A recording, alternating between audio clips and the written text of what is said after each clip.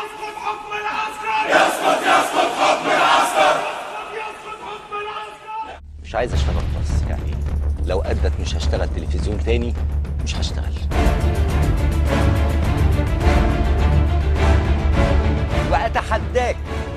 وأتحدى أي حد عندك إن أنت تطلع فيديو كلمة في نظام مبارك إيجابية. انتوا خارجين بكرة علشان إيه؟ يوم 25 اللي هو عيد الشرطة علشان إيه؟ علشان نقف كما نقف في أي يوم. أحلام للفريق السيسي كان بيحكي عن جزء إيه القضية، يعني شاف نفسه رئيس الجمهورية،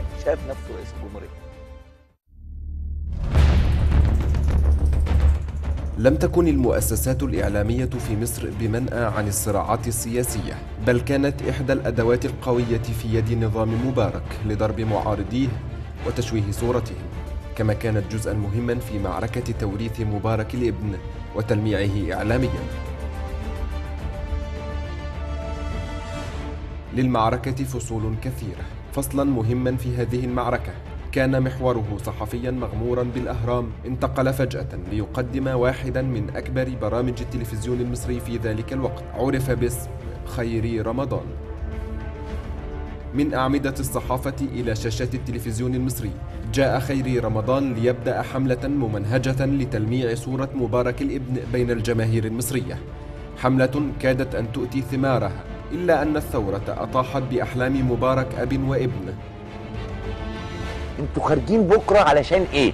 يوم 25 اللي هو عيد الشرطة علشان إيه؟ علشان نقف كما نقف في أي يوم. طب إيه الدعوة لخروج جماعي في بلد حاصل فيها عملية إرهابية بشعة ميت فيها ما يقرب من 24 حتى الآن؟ خلع مبارك ووريثه من الحكم، وتحت الضغط الثوري يقدم خير استقالته من التلفزيون المصري. استطاع خيري أن يلتحق بالشبكة الإعلامية لمحمد الأمين رجل مبارك وصاحب شركات غسيل الأموال، ليبدأ خيري ورفاقه تنفيذ مخططات ما عرف بالدولة العميقة. ممكن على قناة CBC. فمنذ اللحظات الأولى لثورة يناير انتهج خيري منهج الدعاية السوداء في مخطط واضح لشيطنة الثورة والثوار. وعلى مدار العامين الماضيين أكمل خيري رمضان مسيرته في تزييف وعي المشاهدين والتأثير عليهم من خلال نشر الأخبار حتى قبل حدوثها. بس معانا الدكتور محمد الشرنوبي أمين عام المجمع العلمي هيقول لنا خبر كويس. أهلا بك يا دكتور. اهلا يا استاذ خيري. أهلا يا فندم. انا عاتب عليكم جدا يا استاذ خيري. اتفضل يا فندم قول لنا. انا عاتب عليكم عشان الخبر اللي انتوا حطيتوه ده من غير ما تتبينوا الحقيقه. نعم. المجمع العلمي المصري اقدم هيئه علميه عمره 220 سنه بخير والحمد لله.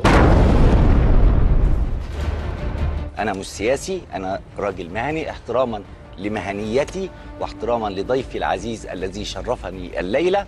أنا كمان بأعلن انسحابي من العمل، مش عايز أشتغل خالص، يعني لو أدت مش هشتغل تلفزيون تاني، مش هشتغل. في مشهد تمثيلي على الهواء مباشرة يعلن خيري تقديم استقالته متحججا برفض مالك القنوات استضافة حمدين صباحي مؤسس التيار الشعبي، ليتراجع بعدها وكأن شيئا لم يكن. كاد خيري أن يفقد صوابه بعدما كشف الرئيس محمد مرسي في أحد خطاباته فساد محمد الأمين، وقرر أنه قد حانت ما أسماه بلحظة الحساب، حساب ربما عنى به خيري الكشف عن العلاقة المشبوهة بينه وبين الأمين. يؤدي رئيس المحكمة الدستورية العليا اليمين أمام الجمعية العامة للمحكمة إجراء انتخابات رئاسية مبكرة.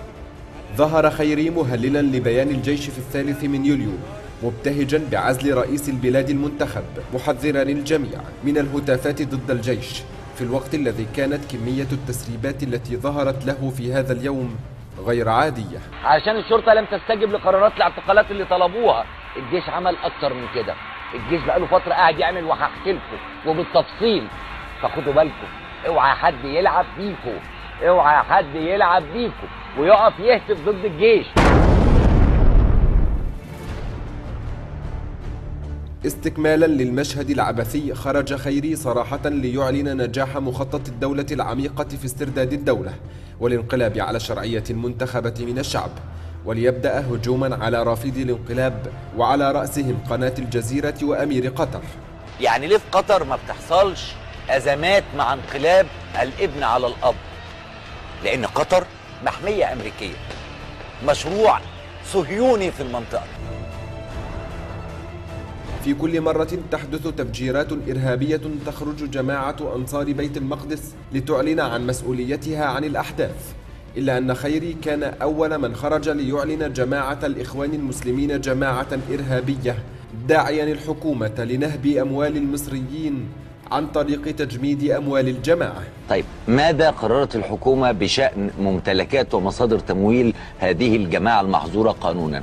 البنك المركزي أعلن أمس، حضرتك تعلم، عن حظر ممتلكات وأموال وعقارات 1055 جمعية تابعة لهذه الجماعة. سببت التسريبات الكثيرة لقائد الانقلاب عبد الفتاح السيسي إحراجا كبيرا للانقلاب ومؤيديه، ليخرج خيري رمضان مهاجما النشطاء السياسيين لموقفهم من التسريبات التي أظهرت قائد الانقلاب على حقيقته. أحلام للفريق السيسي كان بيحكي عن جزء إنه أحلامه بيرى رؤى، وهو معروف إنه رجل متدين فربما بيرى رؤى. إيه القضية يعني؟ شاف نفسه رئيس الجمهورية، شاف نفسه رئيس الجمهورية. كمهرج في سيرك الانقلاب، بدا خيري رمضان داعما عبد الفتاح السيسي للترشح للرئاسة، بل والاحتفاظ بوزارة الدفاع في الوقت نفسه كذلك. خيري رمضان مضلل أجاد دوره متنقلا من يد سيد إلى سيد، جاعلا شعاره: انصر الفساد ظالما أو مظلوما.